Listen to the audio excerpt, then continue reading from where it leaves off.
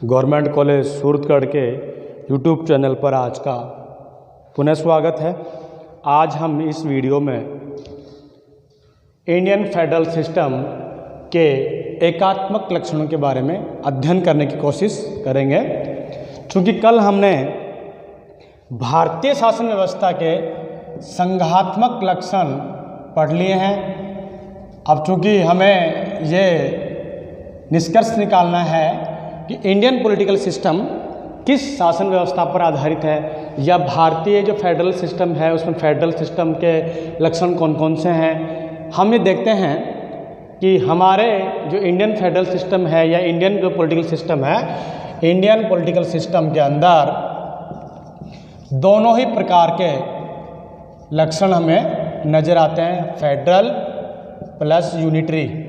अर्थात हम यूँ कह सकते हैं कि हमारे यहाँ संघात्मक शासन व्यवस्था के लक्षण भी पाए जाते हैं और साथ साथ एकात्मक शासन व्यवस्था के लक्षण भी पाए जाते हैं। पिछले वीडियो में हमने संघात्मक शासन व्यवस्था के लक्षणों का जिक्र कर लिया है। आज हम भारतीय शासन व्यवस्था के अंदर जो एकात्मक लक्षण पाए जाते हैं उनके बारे में अध्ययन करने की कोशिश करेंगे।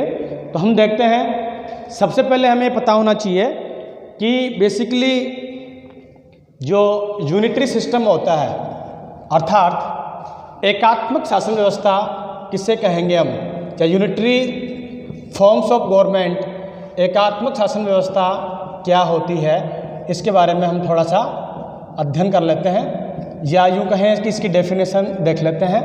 एकात्मक शासन व्यवस्था के अंदर सेंटर गवर्नमेंट होती है वो शक्तिशाली होती है, अर्थात जिस प्रकार से यूनाइटेड किंगडम अर्थात ब्रिटेन के अंदर हमें ये यूनिटरी फॉर्म्स ऑफ गवर्नमेंट देखने को मिलती है। वहाँ चूँकि कॉन्स्टिट्यूशन रिटर्न नहीं है, कोई रिटर्न कॉन्स्टिट्यूशन नहीं है, तो वहाँ की जो केंद्र सरकार होती है वो सर्वेसर्वा होती है। अर्थात हम ये कह सकते हैं कि एकात्मक शासन व्यवस्था वह शासन व्यवस्था होती है जिसमें केंद्र सरकार के पास में ज़्यादा पावर होती है। अर्थात ऐसी शासन व्यवस्था जिसके अंदर केंद्र जो सरकार होगी बहुत पावरफुल होती है या शक्तिशाली होती है, एकात्मक शासन व्यवस्था कहलाती है। इसी जो परिभाषा है इसके आधार पर हम देखते हैं कि भारतीय जो पॉलिटिकल सिस्टम है, इंडियन पॉलिटिकल सिस्टम के अंदर क्या हमें यूनिटरी कैरेक्टरिस्टिक्स नज़र आती है। अगर यूनिटरी कैरेक्टरिस्टिक्स नज़र आती है तो हम कह सकते हैं कि इंडियन पॉलिटिकल सिस्टम जो है वो एकात्मक शासन व्यवस्था की ओर झुका हुआ है। तो हम देखने की कोशिश करते हैं कि भारतीय शासन व्यवस्था के अंदर एकात्मक लक्षण हमें कहाँ कहाँ नज़र आते हैं।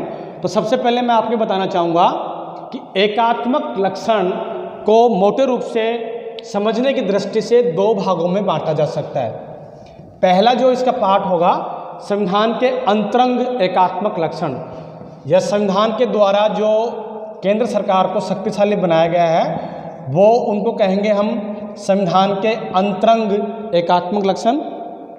और दूसरे हैं संविधान के बहिरंग या संविधान से बाहर। अर्थात हम यूँ कह सकते हैं कि संविधान के अंदर लिखे हुए जो उनका कॉन्स्टिट्यूशनल प्रोविजन किया गया है वो संविधान के अंतर्गत ही लक्षण हैं, और कुछ लक्षण ऐसे हैं जो कि संविधान के इतर भी हैं, संविधान के बाहर हैं। जैसे नीति आयोग, जिसको पहले योजना आयोग कहते थे, प्रधानमंत्री का चमत्कारिक व्यक्तित्व, प्रधानमंत्री का चमत्कारिक व्यक्तित्व, ये चीज़ें ऐसी हैं जो कि एकात्मक लक्षण को दर्शाती हैं। तो हम सबसे पहले देखते हैं कि संविधान के द्वारा ऐसे कौन कौन से प्रोविज़न किए गए हैं जिनके आधार पर हम कह सकते हैं कि भारतीय शासन व्यवस्था एकात्मक लक्षणों वाली है।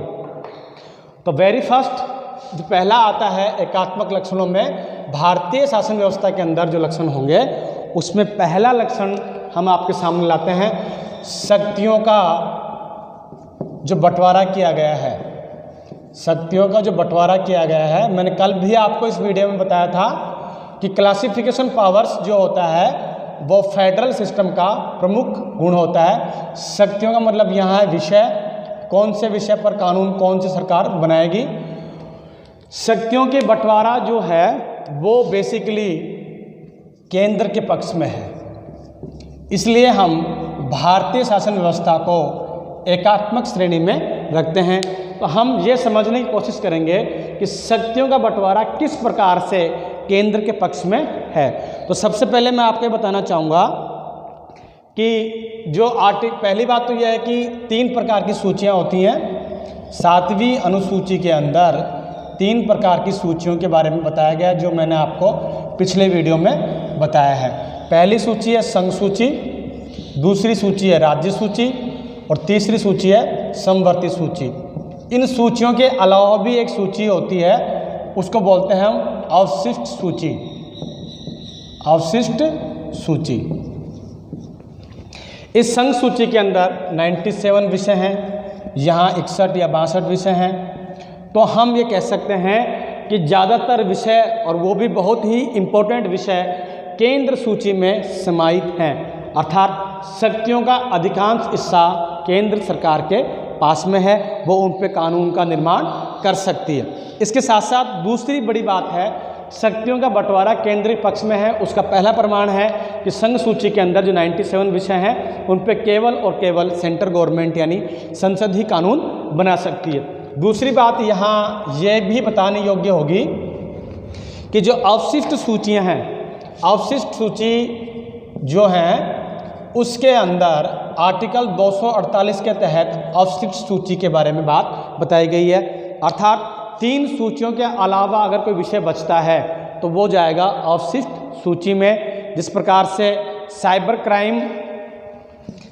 क्राइम जो एक विषय होगा वो एक अवशिष्ट सूची का भाग होगा, और इस अवशिष्ट सूची में भारतीय पॉलिटिकल सिस्टम में कानून बनाने का अधिकार होगा, वो होगा केंद्र सरकार का। जैसा कि कनाडा के अंदर राज्यों को अधिकार दिया हुआ है कि राज्य इस पे कानून बनाएंगे, लेकिन भारत के अंदर केंद्र सरकार इस पे कानून बनाने का कार्य करती है। इस प्रकार से हम कह सकते हैं कि एक तो संघ सूची में ज़्यादा विषय केंद्र के पास हैं, दूसरा जो अवशिष्ट सूची है जिस पे जिन देशों में फेडरल सिस्टम है वहाँ कानून बनाने का अधिकार राज्य सरकार को दिया गया है, लेकिन भारतीय शासन व्यवस्था के अंदर इन अवशिष्ट सूचियों पर कानून बनाने का अधिकार केंद्र सरकार को दिया गया है। तो पहला पॉइंट यहाँ क्लियर हो जाता है कि शक्तियों का अधिकतम जो बंटवारा है वो केंद्र के पक्ष में। पहली बात, संघ सूची में 97 विषय हैं। दूसरा है आर्टिकल 248 के तहत अवशिष्ट सूची पर केंद्र सरकार कानून बना सकती है।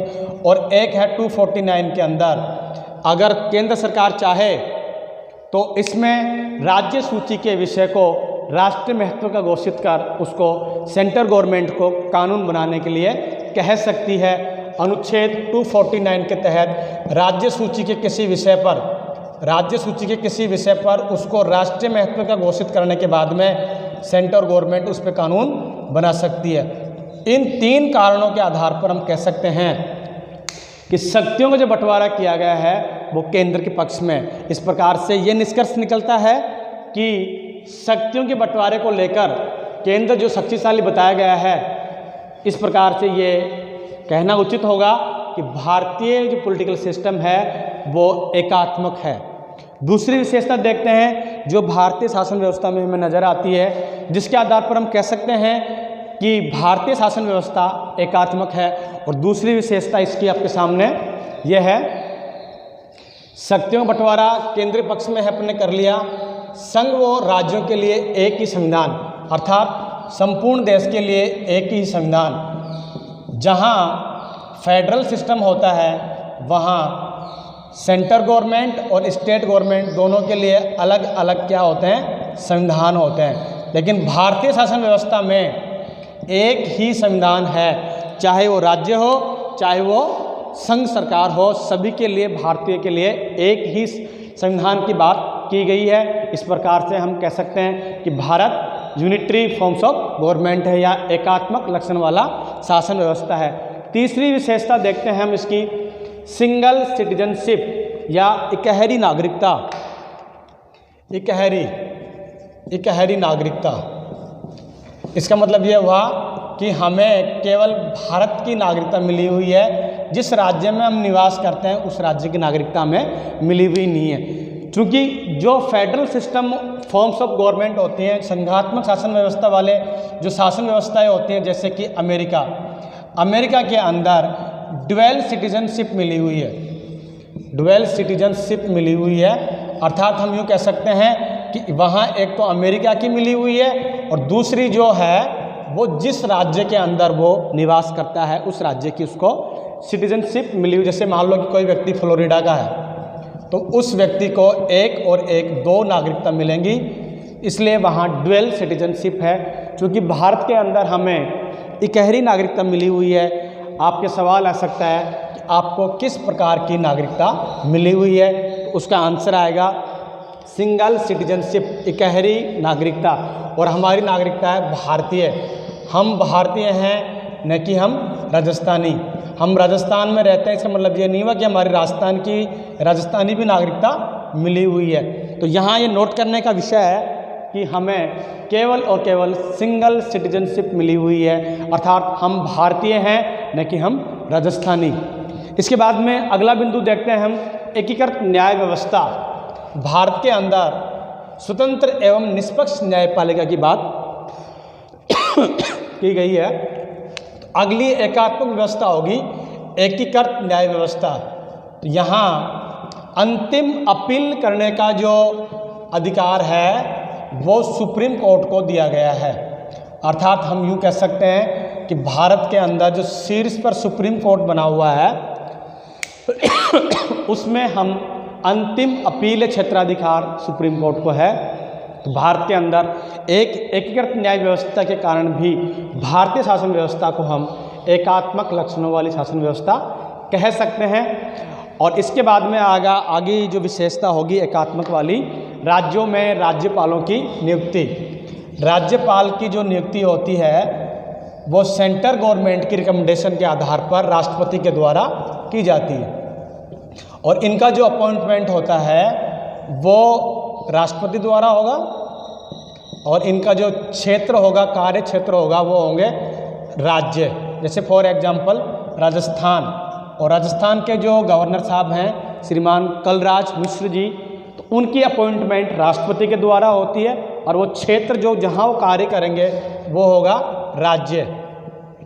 तो इस प्रकार से हम कह सकते हैं कि भारत के अंदर जो राज्यपाल की अपॉइंटमेंट की प्रोसेस है वो टोटली सेंट्रल गवर्नमेंट से प्रभावित होती है और वो सेंट्रल गवर्नमेंट का एक तरह से एजेंट के रूप में ये कार्य करता है, सेंट्रल गवर्नमेंट का एक अभिकर्ता के रूप में कार्य करता है। तो कुल मिला के वो इनडायरेक्ट रूप से उस राज्य पर सेंट्रल गवर्नमेंट का कंट्रोल करने की कोशिश करता है।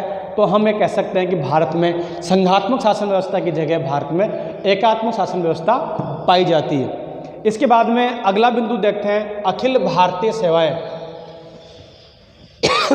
अखिल भारतीय सेवाएं मतलब IAS, IPS, ICS, IRS।